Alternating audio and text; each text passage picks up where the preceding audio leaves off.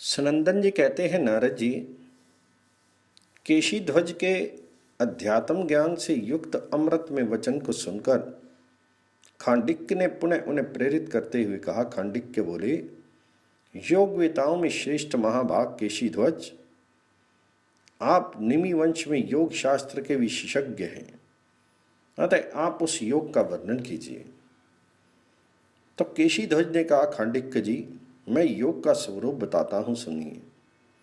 उस योग में स्थित होने पर मुनि ब्रह्मा में लीन होकर फिर अपने स्वरूप से अलग नहीं होता। मन ही मनुष्यों के बंधन और मोक्ष का कारण है। विषयों में आसक्त होने पर वह बंधन का कारण होता है और विषयों से दूर हटकर वही मोक्ष का साधक बन जाता है। अतः विवेक ज्ञान संपन्न विद्वान पुरुष मन को विषयों से हटाकर परमेश्वर का चिंतन करे। जैसे चुंबक अपनी शक्ति से लोहे को खींचकर अपने में संयुक्त कर लेता है, उसी प्रकार ब्रह्म चिंतन करने वाले मुनि के चित्त को परमात्मा अपने स्वरूप में लीन कर लेते हैं। आत्मज्ञान के उपाय बहुत जो यम नियम आदि साधन हैं, उनकी अपेक्षा रखने वाली जो मन की विशिष्ट गति है, उसका ब्रह्म के साथ संयोग होना ही योग कहलाता है। जिसका योग इस प्रकार की विशेषता वाले धर्म से युक्त होता है, वह योगी मुमुक्षु कहलाता है। पहले योग का अभ्यास करने वाला योगी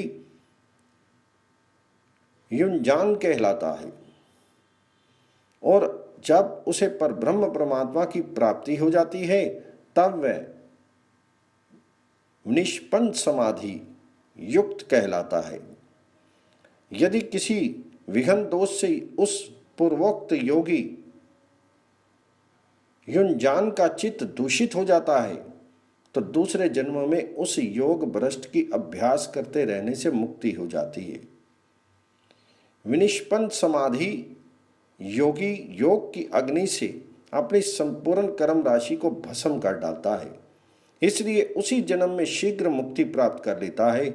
योगी को चाहिए कि वह अपने चित्त को योग साधन के योग्य बनाते हुए ब्रह्मचर्य, अहिंसा, सत्य, अस्तेय तथा अपरिग्रह का निष्काम भाव से सेवन करे। ये 5 यम हैं। इनके साथ शोच, संतोष, तप, स्वाध्याय तथा पर ब्रह्म परमात्मा में मन को लगाना, इन 5 नियमों का पालन करे। इस प्रकार ये 5 यम और 5 नियम बताए गए हैं।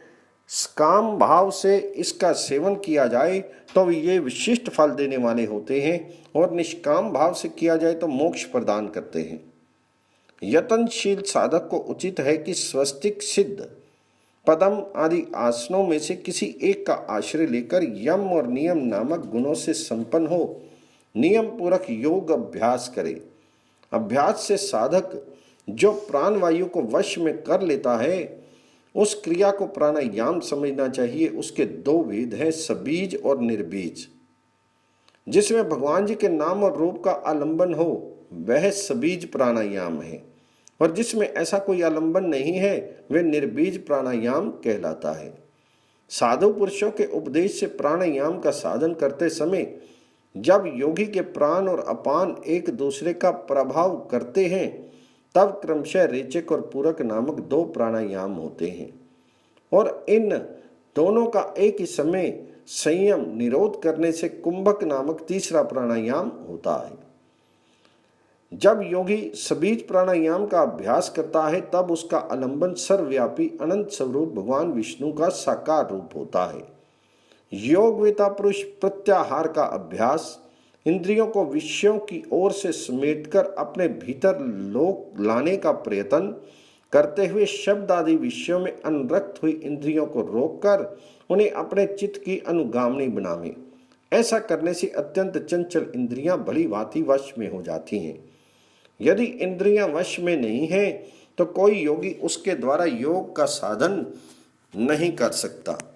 प्राणायाम से प्राण, अपान, रूप, वायु और प्रत्याहार से इंद्रियों को अपने वश में करके चित्त को उसके शुभ आश्रय में स्थित करें।